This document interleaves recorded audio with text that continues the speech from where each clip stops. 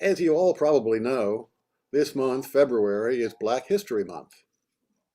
Black History Month has been officially recognized by the President every year since 1976, but its history goes back much further than that, and we'll take a look at some of that history in a moment.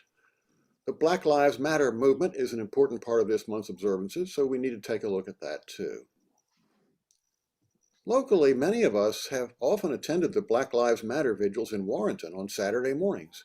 I've been there many times, but I haven't been in recent months for a couple of reasons. Let me tell you about them. First, it's been cold, and the prospect of standing out there in the cold for an hour wasn't very attractive. But more than that, the vigils began to take on a nasty confrontational tone that I found troublesome. After the vigils had been going on for, a year or so, a group opposed to the idea of Black Lives Matter began to gather across the street over there in front of the courthouse. At first, they just held up signs opposing the idea of Black Lives Matter. And as one vigil ended, I walked over and thanked one of them for being there to express their opinion. Let all voices be heard. But within a few weeks, they began to shout epithets at us, often using bad language. They shouted and made noise to drown out our speakers. The police had to become involved, and then the town started to get concerned about the expense. That's when I dropped out. I just didn't want to take part in something confrontational like that. The history of treatment of blacks in America is not a very pretty one. Originally captured and brought to this country to be slaves, they were freed when slavery ended with the Emancipation Proclamation in 1863. But they were still heavily discriminated against well into the 20th century with things like Jim Crow laws and grandfather clauses to determine who could vote and so forth. The Civil Rights Act of 1965 was supposed to correct all these injustices, but they have not gone away, not even today in 2022. The killing of George Floyd by a Minneapolis police officer in 2019, which is caught on somebody's cell phone video and seen countless times around the world, made it clear that there was still much injustice directed at Black Americans. President Biden promised to address these injustices, and he's in the process of appointing a Black woman to the U.S. Supreme Court. He's working from a list of extremely well-qualified Black women jurists. Let us hope the appointment process goes well and successfully. Just this past week, I'm sure you know from seeing the news, there have been bomb threats against several historically Black colleges and universities, or HBCUs as they are known, including Howard University here in Washington, D.C. This means the schools have to go on lockdown. Everybody stays home or shelters in place, classes are canceled, and so forth. What point can there be in putting out such a threat except outright hatred of Black people? We know there is hatred of Black people when we remember the demonstration which took place in Charlottesville a few years back. The white supremacist demonstrators had it in for many minority groups. If you remember, they were shouting, "Jews will not replace us," as they marched in the streets. You probably also remember that a woman was killed. She was a counter-demonstrator when one of the white supremacists drove his car directly into the line of counter-demonstrators. More recently, the killing of Ahmaud Arbery also captured our attention as another egregious murder of a Black citizen.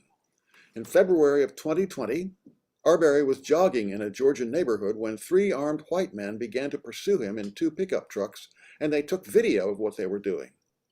After they had chased him for some distance, the 3 men stopped Arbery, assaulted him, and finally shot him 3 times. No arrests were made until the video began to circulate, and the 3 men were arrested and charged in May. They were finally convicted, and just last month, 2 of them, a father and son, were sentenced to life imprisonment plus 20 years with no possibility of parole, and the third was sentenced to life imprisonment with the possibility of parole after 30 years. Just this past week, lawyers for the father and son reached a plea agreement which will help them avoid federal hate crime charges. I couldn't figure out what difference this is going to make to them since they are in prison for the rest of their lives anyway. It's important that we remember our own experiences in learning about the treatment of Blacks in our country. When I went to public school, it was all white. Black kids went to another school. I have no idea where it was. I didn't know any Black kids. We learned almost nothing about Black people in school. I remember learning about George Washington Carver, a black chemist who developed many new uses for peanuts. What we were taught about him was that wasn't it amazing that a black person could do such important work? We didn't learn anything about him personally or very much about the work. I later did some research and learned that he had been born into slavery in about 1864 in Diamond, Missouri. They didn't keep good birth records for black people, so the date of his birth is not known for certain. He died in 1943. I knew before that there were people living when I was born in 1940 who had lived in slavery. Now I know that George Washington Carver was one of them. Think of him the next time you eat a peanut. George Washington Carver. Another name you should know is Carter Woodson. He was the founder of the Association for the Study of African American Life and History. Woodson was born in 1875, and his parents had been slaves. He had to work in the coal mines for a number of years, but later he was able to attend Berea College and the University of Chicago. Then he obtained a PhD from Harvard in 1912, only the second black person ever to do so. The first was W.E.B. Du Bois, who was born in 1868 and died in 1963. You might remember Du Bois as the author of The Souls of Black Folk, which was published in 1903. Writing then at the beginning of the 20th century, he wrote that racism would be the defining problem of the 20th century in America. Little did he know that it would still be a defining problem now more than 100 years later. So where are we now in February 2022? At least we know we have a lot of work to do. If we are realistic with ourselves and with one another, we know it is not going to be easy, and it is not going to happen quickly. We need to examine differences between the circumstances of whites and blacks, as well as other people of color, in our country. There are many differences. There are differences in income. There are differences in wealth, which is related to income, but not exactly the same thing. There are differences in educational levels. There are differences in where we live and where we go to school. There are even differences in where we go to the grocery store, as you will know if you've been reading the news about efforts to establish a new grocery store in Southeast Washington. There are differences in health and health care and life expectancy. All these things are intricately interrelated.